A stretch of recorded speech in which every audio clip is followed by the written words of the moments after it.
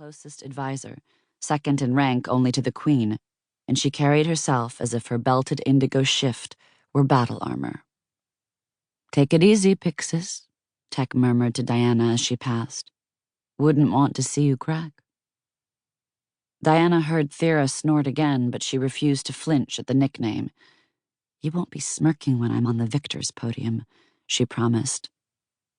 Tech raised her hands for silence and bowed to Hippolyta, who sat between two other members of the Amazon Council in the Royal Loge, a high platform shaded by a silken overhang dyed in the vibrant red and blue of the Queen's colors.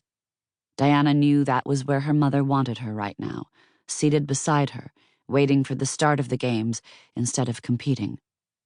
None of that would matter when she won.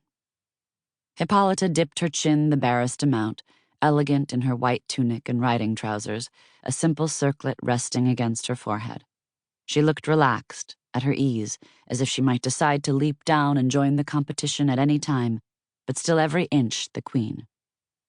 Tech addressed the athletes gathered on the arena sands. "In whose honor do you compete?" "For the glory of the Amazons," they replied in unison. "For the glory of our queen." Diana felt her heart beat harder. She'd never said the words before, not as a competitor. "To whom do we give praise each day?" Tech trumpeted. "Hera," they chorused. "Athena, Demeter, Hestia, Aphrodite, Artemis." The goddesses who had created Themyscira and gifted it to Hippolyta as a place of refuge. Tech paused, and along the line, Diana heard the whispers of other names. Oya, Durga, Freya, Mary, Yael. Names once cried out in death, the last prayers of female warriors fallen in battle, the words that had brought them to this island and given them new life as Amazons. Beside Diana, Rani murmured the names of the demon-fighting Matri, the 7 mothers, and pressed the rectangular amulet she always wore to her lips. Tech raised a blood-red flag identical to those that would be waiting for the runners in Banam Idol. "May the island guide you to just victory," she shouted. She dropped the red silk. The crowd roared. The runners surged toward the eastern arch. Like that, the race had begun.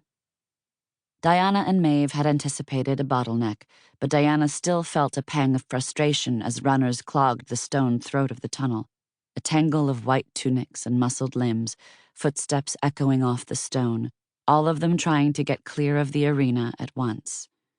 Then they were on the road, sprinting across the island, each runner choosing her own course. You do not enter a race to lose. Diana set her pace to the rhythm of those words, bare feet slapping the packed earth of the road that would lead her through the tangle of the Sibelian woods to the island's northern coast. Ordinarily, a miles-long trek through this forest would be a slow one, hampered by fallen trees and tangles of vines so thick they had to be hacked through with a blade you didn't mind dulling. But Diana had plotted her way well. An hour after she entered the woods, she burst from the trees onto the deserted coast road. The wind lifted her hair, and salt spray lashed her face. She breathed deep, checked the position of the sun. She was going to win. Not just place, but win. She'd mapped out the course the week before with Maeve, and they'd run it twice in secret. In the gray light hours of early morning, when their sisters were first rising from their beds, when the kitchen fires were still being kindled, and the only curious eyes they'd had to worry about belonged to anyone up early to hunt game or cast nets for the day's catch. But hunters kept to the woods and meadows farther south, and no one fished off this part of the coast. There was no good place to launch a boat, just the steep, steel-colored cliffs plunging straight down to the sea, and a tiny, unwelcoming cove that could only be reached by a path so narrow you had to shuffle down sideways, back pressed to the rock. The northern shore was gray, grim, and inhospitable, and Diana knew every inch of its secret landscape, its crags and caves, its tide pools teeming with limpets and anemones. It was a good place to be alone. "The island seeks to please," her mother had told her.